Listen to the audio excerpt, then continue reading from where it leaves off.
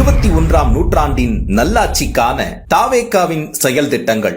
Tamil Nadu citizen privilege card ஒவ்வொருவருக்கும் அரசு நலத்திட்டங்கள் லஞ்சமில்லாமல் போய் சேர தமிழ்நாடு சிட்டிசன் பிரிவிலேஜ் கார்டு ஒவ்வொரு குடும்பத்திற்கும் வழங்கப்படும். பிறப்பிலிருந்தே அனைத்து நலத்திட்டங்களும் விண்ணப்பிக்காமலேயே ஏஐ தொழில்நுட்ப உதவியுடன் நேரடியாக வீட்டு வாசலுக்கே வந்து சேரும்.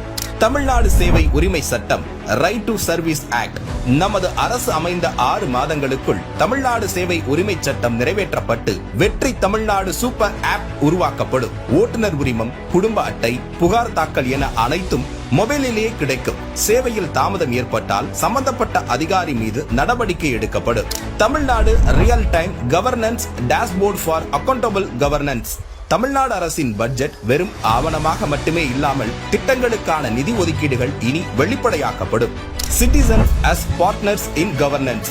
பொதுமக்கள் வெறும் வாக்காளர்களாக மட்டுமின்றி அரசின் பங்காளர்களாக மாற்றப்படுவர். இதற்காக உருவாக்கப்படும் மை வெற்றி தமிழ்நாடு .in என்ற இணையதளம் மூலம் பொதுமக்கள் மாநிலத்தின் வளர்ச்சிக்கான யோசனைகளை முன்வைக்கலாம், கொள்கை முன்மொழிவுகளுக்கு வாக்களிக்கலாம், அரசு சேவைகளை மதிப்பிடலாம், நிதிநிலை அறிக்கை செலவினங்களை கண்காணிக்கலாம். மக்கள் அரங்கம் திட்டம்.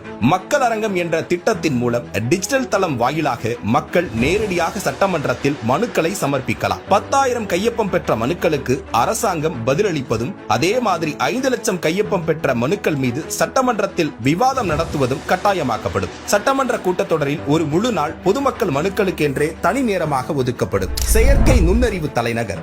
செயற்கை நுண்ணறிவு அமைச்சகம் தமிழ்நாட்டின் முதல் செயற்கை நுண்ணறிவு பல்கலைக்கழகத்தை ஏற்படுத்தி உலகளாவிய தொழில்நுட்ப நிறுவனங்களை ஈர்க்கும் வகையில் செயற்கை நுண்ணறிவுக்கான உலகளாவிய மையமான AICT உருவாக்கப்படும். இந்தியாவின் முதல் செயற்கை நுண்ணறிவு அமைச்சகம் உருவாக்கப்பட்டு மதுரை, கோயம்புத்தூர், சேலம் மற்றும் திருச்சியில் 1000 டீப் டெக் புத்தொழில் நிறுவனங்களுக்கு ஆதரவாக செயற்கை நுண்ணறிவு புத்தாக்க மையங்கள் உருவாக்கப்படும். தமிழ்நாட்டை நிதி ரீதியாக இறையாண்மை, தன்னிறைவு மற்றும் செழிப்புள்ள நாடாக மாற்றுதல்.